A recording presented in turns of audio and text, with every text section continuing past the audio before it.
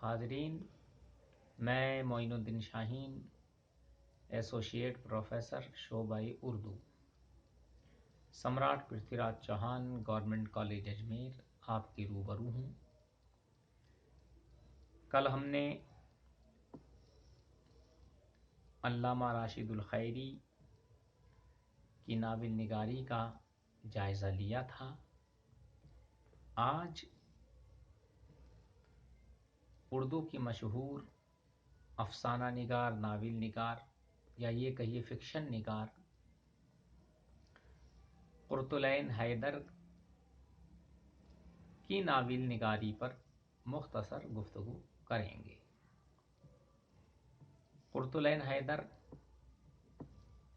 जो उर्दू अदब की तारीख़ में ऐनी आपा के नाम से मशहूर हैं,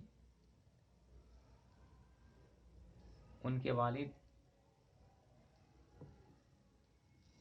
सैयद सज्जाद हैदर यलदर्म खुद भी बहुत बड़े फ़िक्शन निगार थे। अफसानवी अदब में आपका बहुत बड़ा रोल था।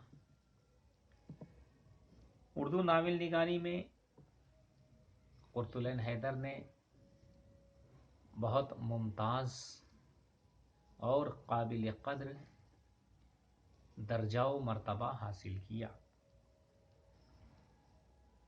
उन्होंने फ़ने नावल निगारी को उस मंजिल पर पहुंचाया जिसको हम कहते हैं कि मेराज की हैसियत रखती है। यानी उनका नावल लिखने का तर्ज, उनका तरीक़ा इनफरादियत रखता है, इसीलिए उनके नावल तवज्जो का मरकज़ बन जाते हैं। चूँकि आपने अंग्रेज़ी नावल निगारी से मुताल्लिक़ किताबें भी पढ़ी, अंग्रेज़ी के नावलों का मुताला भी किया, इसलिए आपके नावल इतनी अहमियत व हैसियत रखते हैं कि उनको मग़रिबी नावलों के दोष बदोश रखा जा सकता है। और उनके बाज़ नावल आलमी अदब में भी अपनी जगह बना चुके हैं। उनके नावलों के प्लाट इस कदर मरबूत होते हैं कि पढ़ने वाले की दिलचस्पी अज़ अव्वल ता आखिर बरकरार रहती है। उनके किरदार बहुत जानदार होते हैं, मुहर्रिक या मुतहर्रिक होते हैं। उनकी ज़बान निहायत साफ़, सलीस और शुस्ता होती है। तशबीहात व इस्तिआरात का इस्तेमाल वो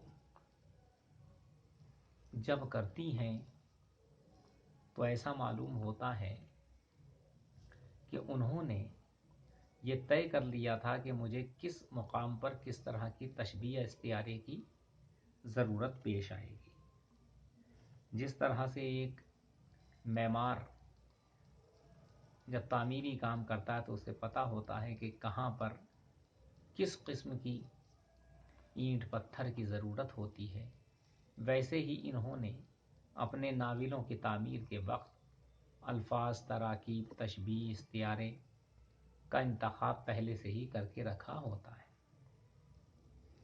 आपके नावलों में हमारे समाज की जीती जागती और इबरत अंगेज़ तस्वीरें दिखाई देती हैं।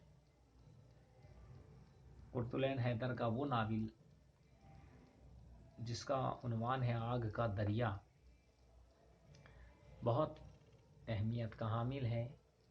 इसके अलावा गर्दिश रंगे चमन, चांदनी बेगम, मेरे भी सनम खाने, कारे जहां दराज है,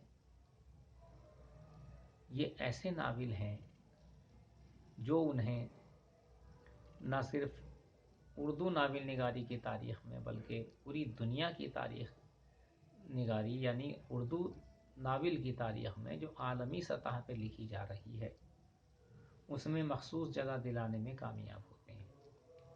پرتلین حیدر جس قدر اپنے ناولوں میں اپنے احساسات و جذبات کو ظاہر کرتی ہیں، ویسی مثالیں ہمیں باید و شاید ہی ملتی ہیں، لیکن ان کا جو بھی ناول آیا، حالانکہ ہر ناول ان کا ضخیم ہوتا تھا، داستان کتنا بڑا لمبا چوڑا، لیکن اس کا مافی ضمیر یا اس کی تلخیص پہ جب ہم نظر ڈالیں تو پتہ چلتا تھا کہ ناول کسی خاص مقصد کو لے کے تحریر کیا گیا ہے اور وہ کامیابی و کامرانی کے زمرے میں آتا ہے۔